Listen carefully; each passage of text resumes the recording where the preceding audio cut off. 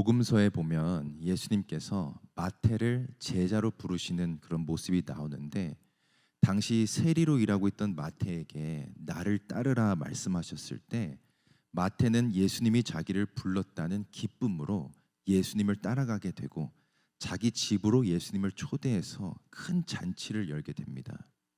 이 장면은 예수님께서 이 땅에 왜 오셨는지를 잘 보여주는 장면입니다.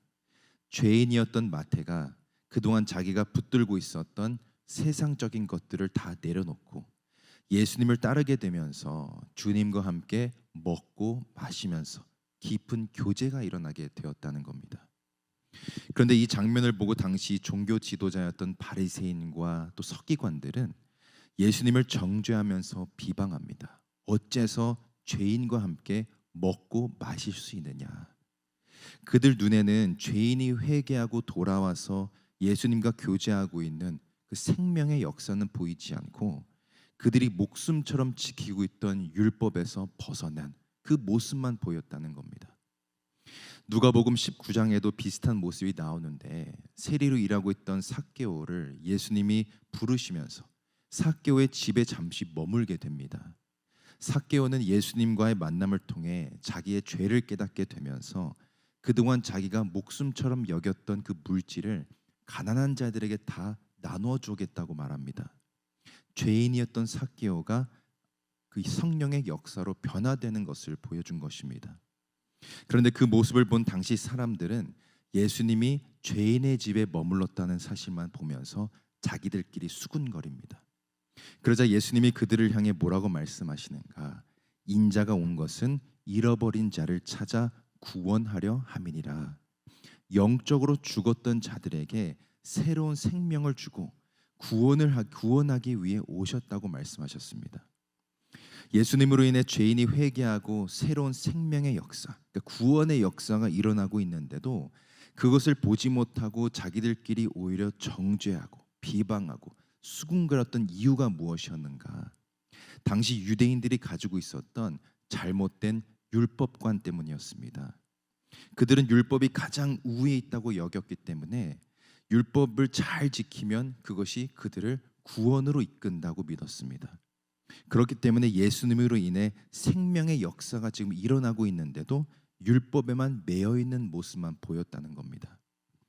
그래서 당시 유대인들에게 율법은 매우 무거운 것이었고 목숨과도 직결된다고 여겼기 때문에 어떻게 보면 하나의 족쇄처럼 되어버린 게 바로 율법이었습니다. 그러다 보니까 하나님을 위해 사는 것이 아니라 율법을 위해 사는 존재들이 되었던 것이 그들의 일반적인 모습이었습니다. 그래서 마태복음 11장 28절에 보면 그들을 향해 예수님이 뭐라고 말씀하시는가? 수고하고 무거운 짐진 자들아 다 내게로 오라. 내가 너희를 쉬게 하리라. 율법을 생명처럼 여기면서 그것을 지키기 위해 수고하고 또 그 무거운 짐을 지고 있는 자들에게 너희들이 쉴 수 있는 방법은 오직 나에게 오는 것이다, 이렇게 말씀하셨다는 겁니다. 여러분, 우리도 마찬가지입니다. 하나님의 말씀이 우리에게 무거운 짐처럼 느껴질 때가 있고, 말씀을 지켜야 한다는 것에 너무 매여 있다 보면 때론 신앙생활이 아니라 종교생활을 하게 될 때가 있습니다. 근데 우리가 반드시 알아야 하는 것은 예수님이 우리를 구원하신 이유는 우리를 억압하고 또 율법 안에 얽매이게 하려고 그러신 게 아니라는 것입니다. 예수님이 오신 이유는 죄로 인해 막혔던 하나님과의 관계를 회복하게 해서 세상이 줄 수 없는 그 평안함과 기쁨과 안식을 주기 위해 오셨다는 겁니다. 그래서 요한복음 10장 10절에 보면 내가 온 것은 양으로 생명을 얻게 하고 더 풍성히 얻게 하려는 것이라 말씀하셨습니다. 그렇기 때문에 우리는 예수 그리스도로 인해 구원받았다는 것에 늘 감격하면서 구원의 기쁨으로 말씀을 지켜야 되는 것이고, 너무 감사하기 때문에 주님 따라 살아가는 삶이 되어야 한다는 것입니다. 그것이 순서가 바뀌어서 은혜에 대한 감사와 기쁨도 없이 어떤 의무감에 의해서 말씀에 순종한다던가, 아니면 겉으로 나의 의로움을 드러내기 위해 말씀에 순종하는 삶이 되게 되면 그것이 오히려 우리에게 무거운 짐이 될 수 있다는 것입니다. 오늘 말씀에서 사도 바울이 전한 메시지도 바로 이거에 대한 말씀이었습니다. 저희들이 계속 이 로마서를 살펴보고 있는데 이 로마서의 핵심은 이신칭의입니다. 쉽게 말해서 구원은 자기 자신의 어떤 선행이나 도덕적인 노력이나 아니면 율법의 흠이 없는 모습으로 인해 이루어지는 것이 아니라 오직 예수 그리스도를 믿는 믿음으로 구원에 이르게 되는 것이고 그 믿음으로 의롭다 칭함받게 된다는 것입니다. 사도 바울이 이것을 로마 교회에 강조했던 이유는 유독 이 로마 교회가 법을 중요하게 여겼기 때문이었습니다. 로마 교회는 로마 안에 있는 교회였기 때문에 로마의 문화 가운데 그 법을 중요하게 여기는 그 문화가 그대로 그 교회 안에 스며들게 되었습니다. 그래서 그 로마가 당시 패권을 쥐고 있었기 때문에 로마가 통치하고 있던 그 나라들을 잘 다스리기 위해서는 자기들이 만들어 놓은 그 법을 강조할 수밖에 없었습니다. 그래서 오죽하면 로마에 가면 로마의 법을 따르라라는 말이 나올 정도였습니다. 이런 문화 속에서 세워진 로마 교회였기 때문에 법을 중요하게 여기는 그 분위기가 형성되어 있었고 거기에다가 유대인들이 그 강조하는 율법에 대한 중요성까지 더해지게 되니까 유독 율법을 우선으로 여기고 율법을 우위에 두게 되는 그런 일들이 일어나게 되었던 겁니다. 이런 로마 교회에게 사도 바울이 뭐라고 말씀했는가? 먼저 1절 말씀을 읽어보면 형제들아 내가 법 아는 자들에게 말하노니 너희는 율법이 사람의 살 동안만 그를 주관하는 줄 알지 못하느냐.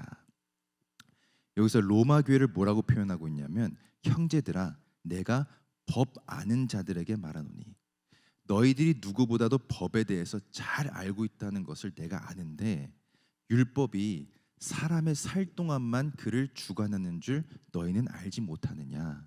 그러니까 세상 법을 보게 되면 법을 어기면 기소를 당하고 조사가 이루어지게 되는데 그때 기소당한 사람이 죽게 되면 그 사건은 이제 공소권 없음으로 종결이 되게 됩니다. 그래서 우리는 뉴스를 통해 사건이 조사되고 있는 그 상황에서 그 압박감을 이기지 못하고 스스로 목숨을 끊게 되면서 사건이 아예 종결되는 것을 종종 보게 되는데 이런 세상 법에 대해서 너무나 잘 알고 있던 그 로마 교인들에게 사도 바울이 율법도 그대로 적용해서 지금 말하고 있는 것입니다.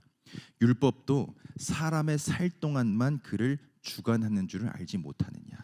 그러니까 사람이 살 동안만 그 법이 효력을 미치는 것처럼 율법도 율법에 대해 살아있는 동안만 율법의 지배를 받게 된다는 것입니다. 좀 더 쉽게 말씀을 드리면 예수를 믿는 사람들은 이미 그분과 함께 죄에 대해서 죽었기 때문에 이제 더 이상 율법의 지배를 받지 않는다는 것을 말해주고 있는 것입니다. 그러면서 이해를 돕기 위해 2절과 3절에 보면 예를 들어 설명을 해주는데 남편이 있는 여인이 그 남편이 살아있을 때에는 당연히 그 법적 관계 안에서 그 남편에게 충실하게 해야 되고 남편만 사랑해야 되는 것이 맞는데 그 남편이 죽게 되면 그 법에서 자유하게 된다는 것입니다. 우리도 마찬가지로 예수 그리스도의 대속의 은혜로 우리의 옛사람이 죽게 되었으니 그동안 우리를 구속하고 얽매이고 있던 그 율법의 그 효력이 폐지가 되었다는 것입니다. 그래서 오늘 본문 4절을 다시 읽어보면 그러므로 내 형제들아 너희도 그리스도의 몸으로 말미암아 율법에 대하여 죽임을 당하였으니 이는 다르니 곧 죽은 자 가운데서 살아나신 이에게 가서 우리로 하나님을 위하여 열매 맺히게 하려 함이니라. 이전까지는 자기 자신을 위해서 율법을 지키고 자기 자신을 의로운 존재로 만들기 위해 율법의 메인 상태로 살아갔는데 예수 그리스도로 인해 율법에 대해서 죽임을 당했으니까 이제 어떤 존재가 되었는가? 4절 마지막에 보니까 하나님을 위하여 열매 맺히게 하려 함이니라. 이제 더 이상 나를 위해 사는 존재가 아니라 하나님을 위해 사는 존재가 되었다는 것입니다. 여러분 이것은 엄청난 차이인 것입니다. 나를 위해 율법을 지키며 살았던 삶에서 예수 그리스도의 그 대속의 은혜 때문에 그 은혜에 너무 감사하고 감격하기 때문에 하나님을 위해 삶으로 바뀌었다는 것은 큰 차이가 나는 것입니다. 그리고 그렇게 되면 우리가 말씀을 지키고 순종하는 이유 또한 바뀌게 되는데 나의 의로움을 드러내고 나의 거룩함을 드러내기 위해서 형식적으로 말씀을 지키는 것이 아니라 하나님께 받은 은혜가 너무 감사하기 때문에 그 은혜의 삶을 열매로 나타내고 또 하나님께 영광 돌리기 위해 그런 삶으로 나아간다는 것입니다.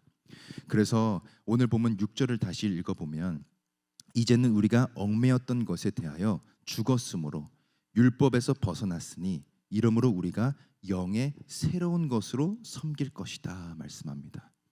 보시면 영의 새로운 것으로 섬긴다 말하고 있는데 여기서 나오는 이 영의 새로운 것은 성령을 의미합니다.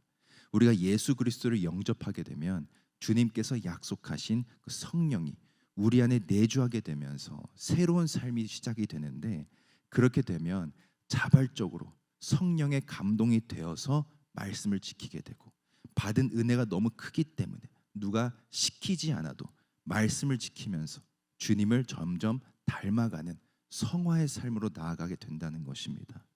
여러분 이것이 바로 오늘 말씀의 핵심 메시지입니다. 우리는 법 아래에 있지 않고 은혜 아래에 있는 자들이고 그렇기 때문에 율법에 얽매여 사는 존재들이 아니라 구원의 은혜에 감사하기 때문에 자연히 말씀을 지키며 사는 삶으로 나아가게 된다는 것입니다.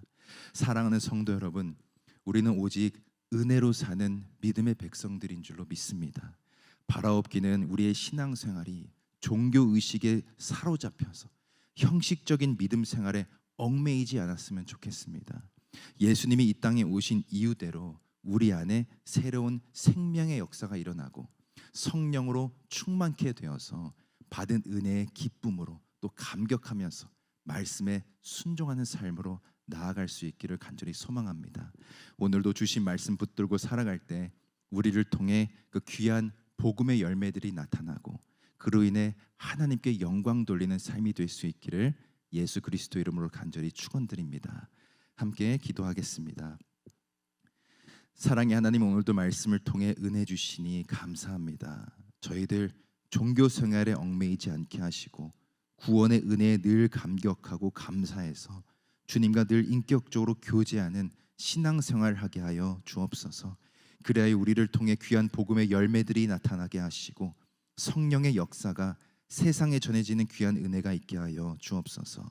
오늘도 간절한 기도의 제목들을 가지고 나온 우리 성도님들 붙들어 주시고 또 기억하여 주셔서 오직 하나님 한 분만 바라보며 믿음으로 기도할 때 하나님의 뜻과 섭리 안에서 모든 기도의 제목들이 응답되는 역사가 있게 하여 주옵소서.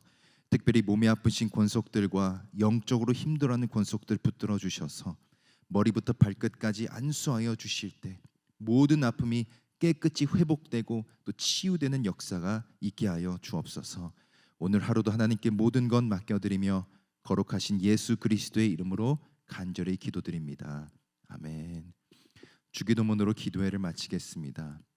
하늘에 계신 우리 아버지여, 이름이 거룩히 여김을 받으시오며 나라 임하옵시며 뜻이 하늘에서 이루어진 것 같이 땅에서도 이루어지이다. 오늘날 우리에게 이루어할 양식을 주옵시고 우리가 우리에게 죄진 자를 사하여 준 것 같이 우리 죄를 사하여 주옵시고 우리를 시험에 들게 하지 마옵시고 다만 악에서 구하옵소서. 대개 나라와 권세와 영광이 아버지께 영원히 있사옵나이다. 아멘.